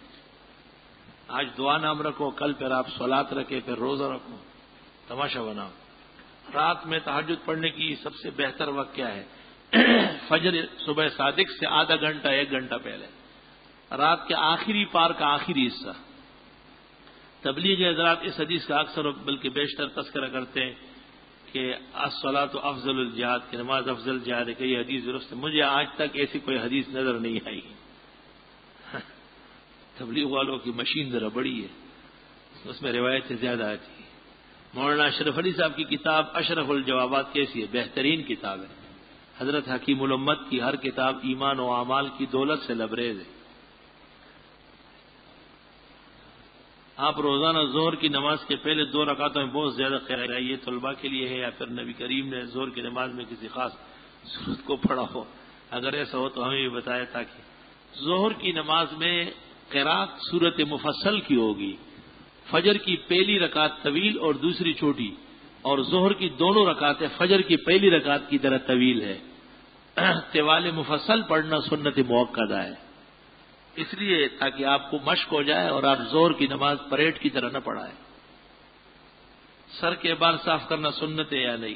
سر کے بال سنت کے مطابق رکھنا سنت ہے، بال مونڈنا سر کے گو جائز ہے، بہتر نہیں ہے۔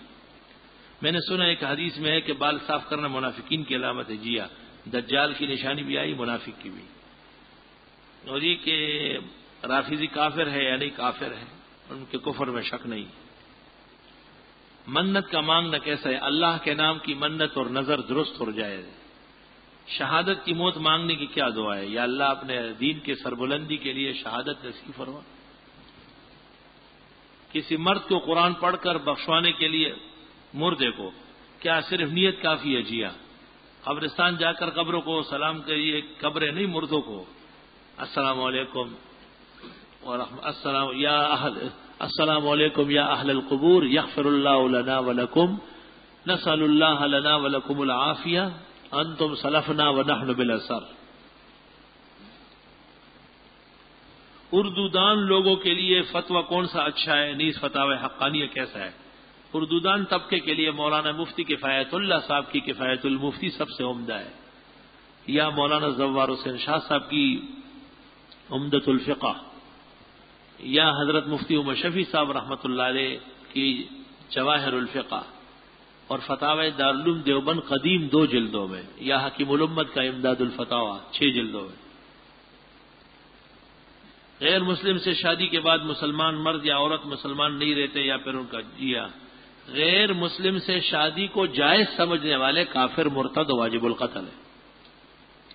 اگر آدمی ہوٹل پر جائے تو وہاں تو پتہ نہیں کیا لکھا ہے، کرسیاں اور میز وغیرہ ہوں گے، تو پھر کھانے وغیرہ کا کون سا طریقہ ہے؟ پھر آپ میز پہ چڑھ بیٹھے.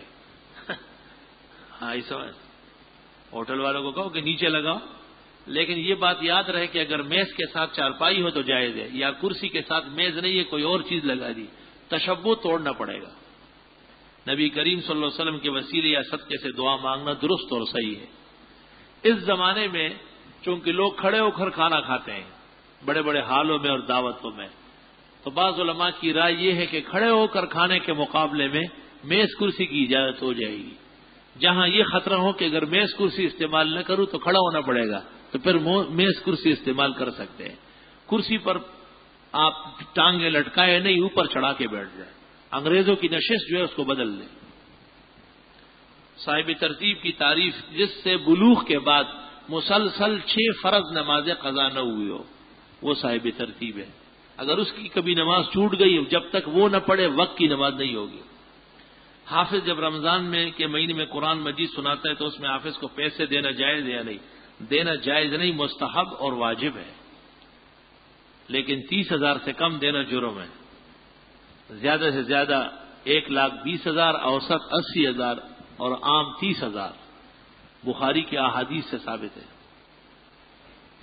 التماس ہے کہ اگر اقامت اسپیکر سے کھلوائے جمعے کے دن تو پچھلی صف اور اوپر کی منزل والوں کو بھی اقامت سنائی دے گی.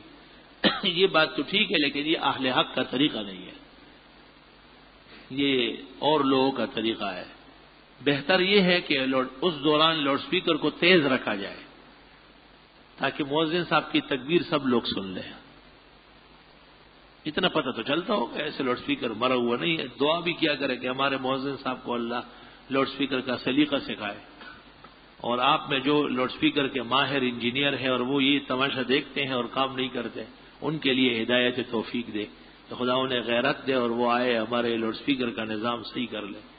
ان کے لاؤڈ اسپیکر کے اتار و چڑھاؤ سے مستقل میرے سینے میں درد رہتا ہے، مستقل، ہر وہ کہنا مناسب نہیں ہوتا.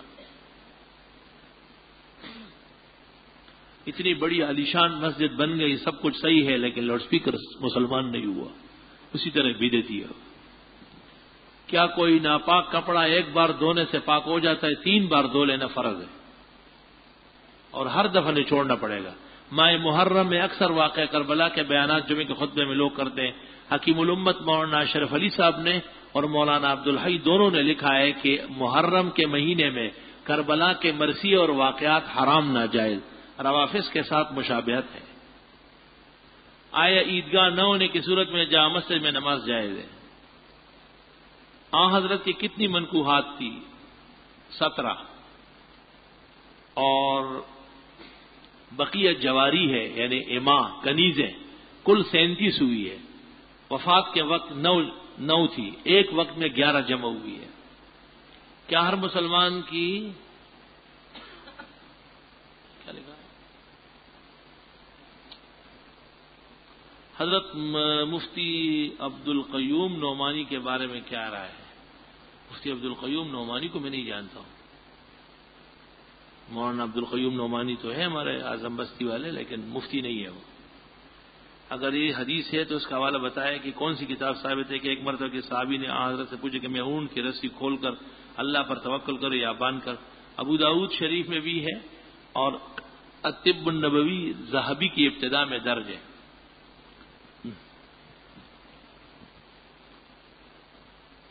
خدمت میں عرض ہے کہ آپ کا دفتر ملاقات عوام کے لیے کوئی وقت مقرر ہے؟ میں تو عصر سے لے کے رات 12 بجے تک بیٹھا رہتا ہوں۔ ڈھونڈنے والوں کو ہم بھی وہی مل جائیں گے، ان کی زلفوں کے گرفتار جہاں ملتے ہیں۔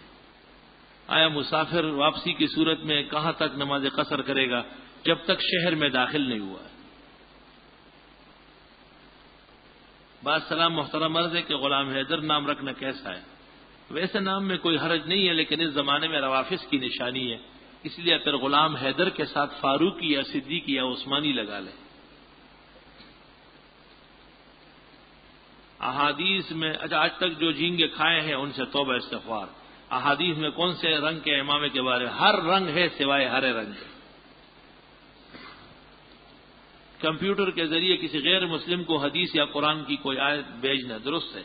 نیت تبلیغ کی کرو۔ حضرت نے غیر مسلموں کو خطوط میں آیتیں لکھی، الصلاۃ والسلام علیک یا رسول اللہ، کیا یہ درود حدیث سے ثابت ہے؟ اس کے بارے میں اس طرح سن لو کہ حضرت صلی اللہ علیہ وسلم نے 63 سال کی عمر میں کبھی ایک دفعہ ارشاد نہیں فرمایا۔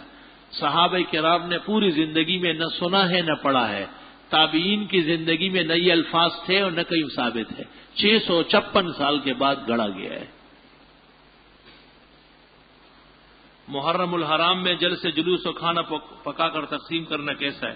شہداء کے لیے ایصال ثواب تو درست ہے، لیکن یہ یا تو رافضیوں کے ساتھ مشابہت ہے اور یا بدعتیوں کے ساتھ، اور دونوں گمراہان ہیں، اس لیے اس مہینے کے علاوہ اس سے پہلے یا اس کے بعد کیا جائے۔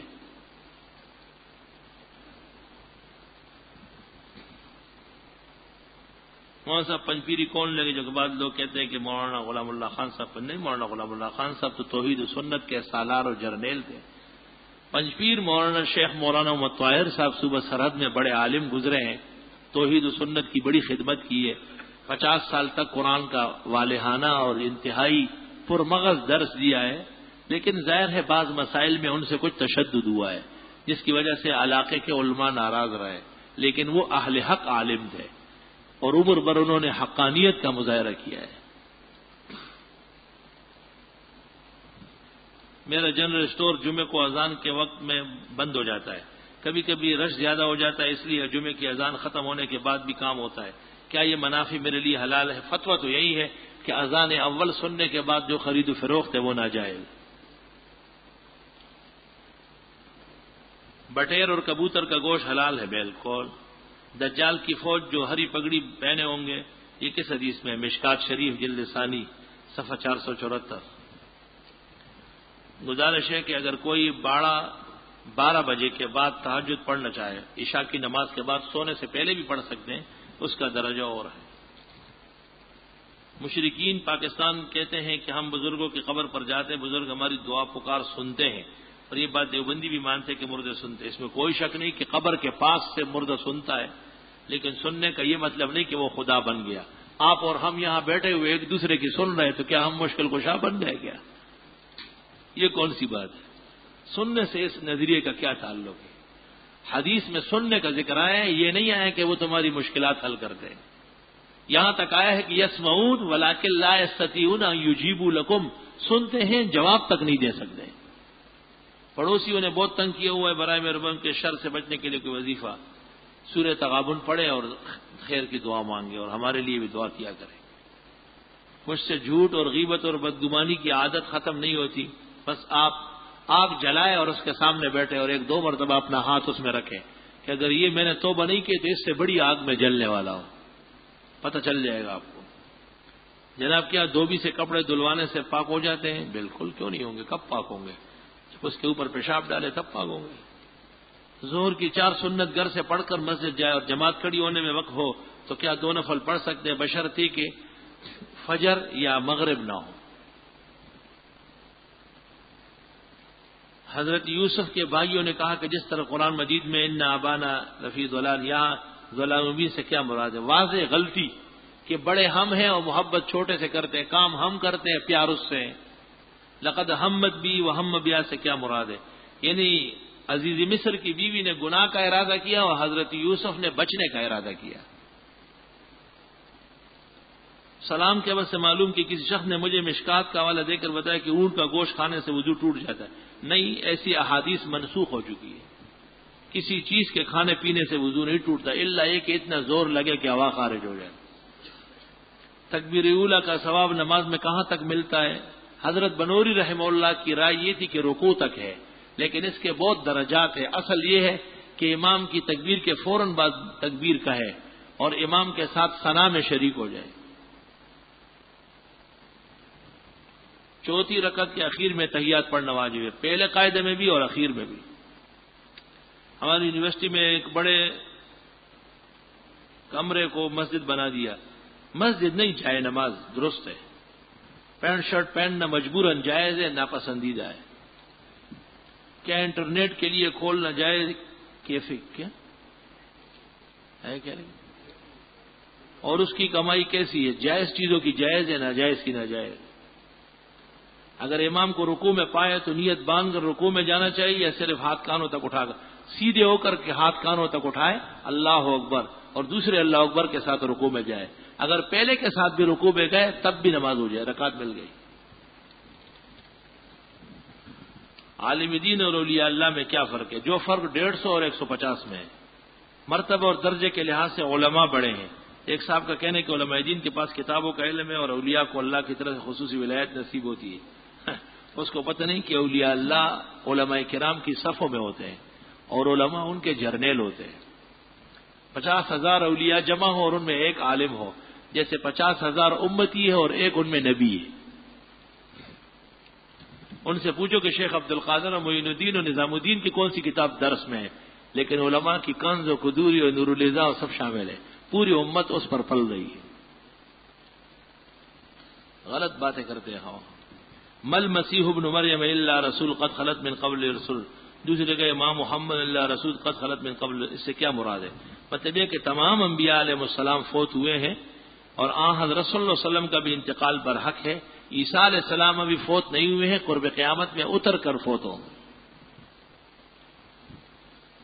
ڈاکٹر طاہر قادری نے کہا ہے کہ جب تک مسلمان اپنے مخالف کے مقابلے میں برابر نہ ہو تو یہ جہاد نہیں ہے۔ بہرحال وہ شخص تو گمراہ اور زندیق ہے، باقی مسئلہ یہی ہے کہ دشمن کے مقابلے کا ہتھیار ہو تو جہاد ہوگا۔ نفل میں سجدہ سہو ہے، یعنی ہر نماز میں جب واجب ترک ہو جائے یا تاخیر ہو جائے یا رکن میں تاخیر ہو جائے سجدہ سہو لازم ہے۔ اگر کوئی عورت صحن میں نماز پڑھے صحیح ہے، بشرطے کہ بے پردگی نہ ہوتی ہو۔ بعض عامل تعویذ میں یا بدوح لکھتے ہیں، کیا یہ صحیح ہے؟ نامناسب بات ہے۔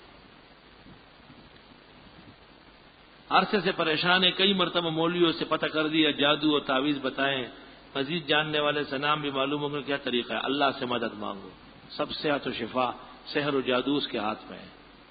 آپ کی خدمت میں عرض ہے کہ آپ جنگ اخبار میں آپ کے مسائل کا حل میں کراچی کے معروف کہاں کے شوال کے 6 روزہ آج اس پر تفصیل سے بات ہوئی ہے۔ میرا جو رسالہ ہے اس پر سب سے بڑی تقریر نظام الدین صاحب کی لکھی ہوئی ہے۔ وہ ہر طرف چلتے ہیں، بادشاہ آدمی۔ مودودی کے بارے میں کسی کتاب کا نام بتائے۔ فتنہ مودودیت حضرت شیخ الحدیث کی، الاستاذ المودودی حضرت بنوری کی، اور مولانا یوسف لدھیانوی نے اخیر میں اختلاف امت و صراط مستقیم میں جو کلام کیا ہے وہ سب سے بہتر اردو دان طبقے کے لیے اللہ کی نعمت ہے۔ آپ نے کہا کہ ہرا رنگ دجال کی نشانی ہے، خود مبارک کا وفاء الوفا میں لکھا ہوا ہے کہ 600 سال بعد کسی نے یہ ہرا رنگ کیا، صحابہ اور تابعین اور اس کے بعد کے دور میں سفید رنگ کا مقصورہ ہوتا تھا۔ یہ بات کے بدعتیوں کا ایجاد ہے۔ اور پھر اگر روزہ مبارک ہرا ہے تو اس کا ان کے سر سے کیا تعلق ہے؟ ان کی قبریں ہری ہونا چاہیے نا۔ عزیر علیہ السلام کے واقعے سے عدم سما ثابت کرتے ہیں، نہیں، وہاں سے تو سما ثابت ہوا ہے۔ فجر کی جماعت شروع ہونے کے بعد سنت پڑھنا کیسے ہے؟ اگر دوسری رکعت کے رکوع تک آنے کا امکان ہو تو کنارے پر جہاں امام کی آواز نہ آئے یا کم آئے پڑھ لے، اور اگر اس کے بھی نکلنے کا اندیشہ ہے تو چھوڑ کے شریک ہو، یا امام کے پیچھے صفوں میں کھڑا ہونا ہے تو یہ حرام ناجائز ہے۔ ایسے موقع پہ سنت ترک کر دی جائے۔ کیا پیش امام کی جائے نماز پیچھے والی صف اور مؤذن کی جائے نماز سے ملانا ضروری ہے؟ نہیں، ضروری نہیں ہے، بہتر ہے۔ اگر کوئی غلطی سے جمعے کے 2 فرض کے بعد پہلی 2 سنت پڑھ لے کوئی حرج نہیں۔ حضرت صلی اللہ علیہ وسلم نے کس موقع پر کن لوگوں کے بارے میں ارشاد فرمایا کہ یہ لوگ اگر خانہ کعبہ کے خلاف میں بھی چھپ جائے تب بھی ان لوگوں کو پکڑ کر قتل کرو؟ وہ عبداللہ ابن خطل کے بارے میں بخاری میں ہے کہ فتح مکہ کے موقع پہ آپ سے کہا گیا کہ ابن خطل متعلق باستار الکعبہ. ابن خطل ایک بڑا خراب مشرک تھا اور حضرت کے خلاف عجیب عجیب حرکتیں کرتا تھا، پراپیگنڈے اور بدگوئیاں برائیاں پھیلاتا تھا. اور اس نے 2 رنڈیاں پالی تھی، تو ان سے کہتا تھا کہ جو زنا کرتا تھا ان سے کہا پیسے یہی ہیں کہ محمد کو 2-4 گالیاں دے دو. تو جب وہ اس کو پتہ چلا کہ مکہ فتح ہو گیا اور حضرت کو اللہ نے عزت و وقار نصیب فرمایا، تو وہ آ کے کعبہ میں گھس گیا غلاف کے پیچھے. تو آپ نے ارشاد فرمایا کہ اسے مارو.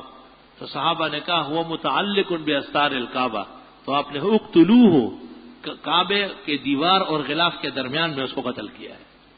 وہ شرک اتنا پلید ہے کہ کعبے میں بھی معاف نہیں ہوتا.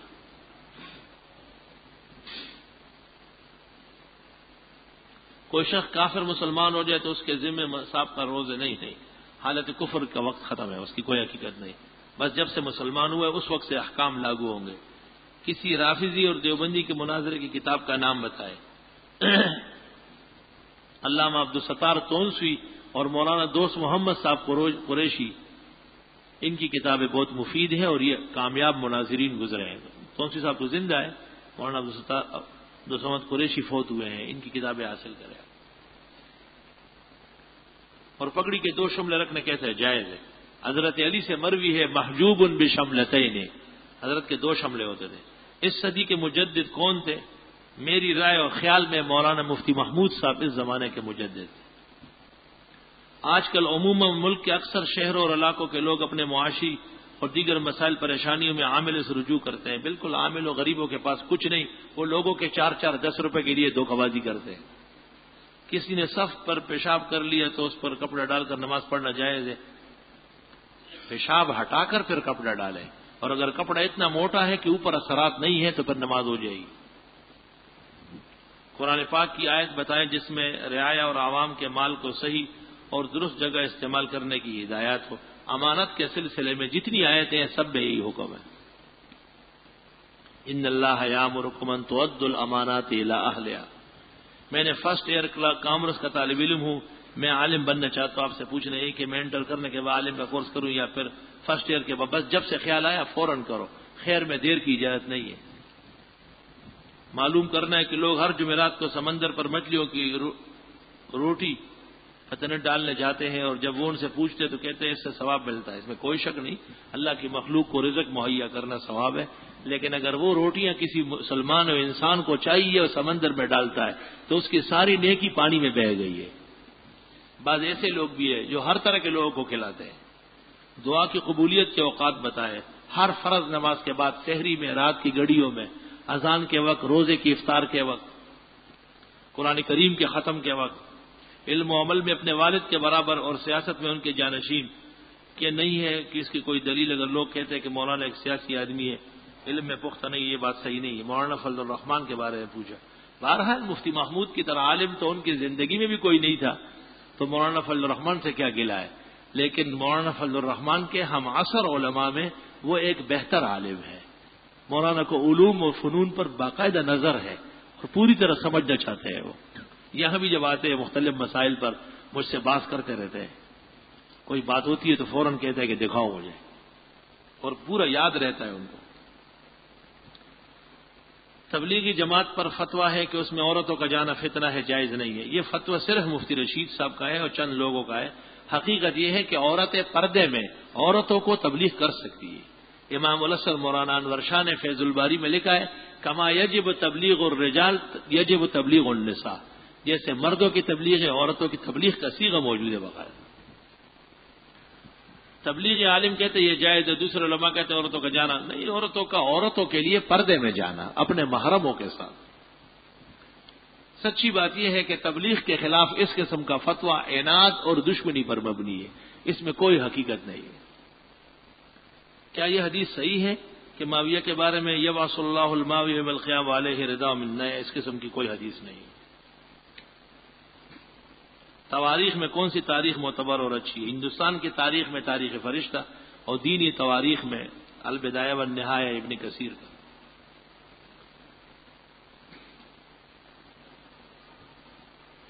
نبی مہربان صلی اللہ علیہ وسلم نے فرمایا میری امت کے 70,000 لوگ بغیر حساب کتاب کے جنت میں داخل ہوں گے.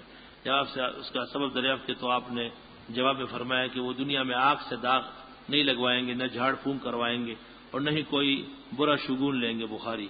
اس حدیث کا آسان لفظ میں مطلب بتا دیں. مطلب یہ ہے کہ یہ متوکلین ہے. اس کے آخر میں ہے وَعَلَىٰ رَبِّهِمْ يَتَوَكَّلُونَ.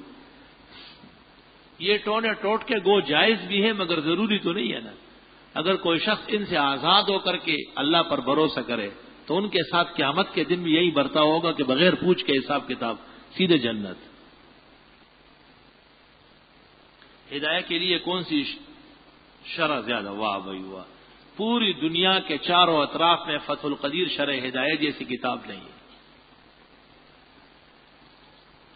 میں انتہائی قرض اور تنگی میں مبتلا ہوں، دل سے میرے لیے دعا فرمائے. یہ عجیب بات ہے، دعا تو دل سے ہوتی ہے، پر دل سے ہو رہی ہے، زبان کی ضرورت نہیں ہے. میں نے سروس کے لیے مختلف جگہ درخواست بھیجی مگر ہر جگہ سے ناکامی ہوئی. وہ لوگ کہتے ہیں سفارش لے کر آؤ، میرے پاس کوئی سفارش نہیں سوائے اللہ کی سفارش کے. بہرحال آپ اللہ سے محبت و توکل پیدا کرے، خیر ہو جائے گی. مسجد میں دنیا کی باتیں کرنا کیسا ہے؟ جائز باتیں جائز ہے اور ناجائز ناجائز ہے. دکاندار میں خرید و فروخت میں جھوٹ بولنا کیسا ہے؟ حدیث میں ہے ان الکذب یمحق برکت البیع. جھوٹ بولنے سے خرید و فروخت کی برکت ختم ہو جائے گی. گزشتہ جمعے کو آپ نے روزی کی تنگی کے سلسلے میں فرمایا کہ زیادہ سے زیادہ استغفار کیا جائے. روزانہ فجر کی نماز کے بعد اسی جگہ بیٹھ کر انگلیوں کے پورے پر 70 مرتبہ سورہ شورى کی آیت نمبر 19. نیز آپ نہیں فرمایا کہ جب بھی ہاتھ اٹھا کر دعا مانگے تو پہلے 3 مرتبہ مخصوص دعا پڑھے. یہ دعا اس وقت ذہن نشین نہیں ہو سکی. مجھے بھی یاد نہیں. وہ تو اور چیز تھی. وہ 3 دفعہ تو اولاد کی دعا تھی، رب حبلی من لدنک ذریۃ طیبہ. بعض گزارش کہ میں ایک جگہ رشتہ کرنا چاہتا ہوں، مہربانی فرما کر اللہ آسان فرمائے اگر اس میں عزت و عفت ہو. عبدالرشید سخت بیمار ہے، اللہ صحت و شفا دے. اللہ تعالیٰ راضی اور خوش ہو جائے، اپنا خاص رحم کرم فرمائے، صحت تندرستی عطا فرمائے. آمین اللہم آمین. الحمدللہ رب العالمین. استغفرک اللہم ونسألک السلام والعافیہ. لا الہ الا اللہ وحدہ لا شریک له له الملک وله الحمد وعلى كل شيء. فاتنا وصلي على محمد شفيع الطاعون کی اللہ نے صلی اللہ علیہ وسلم.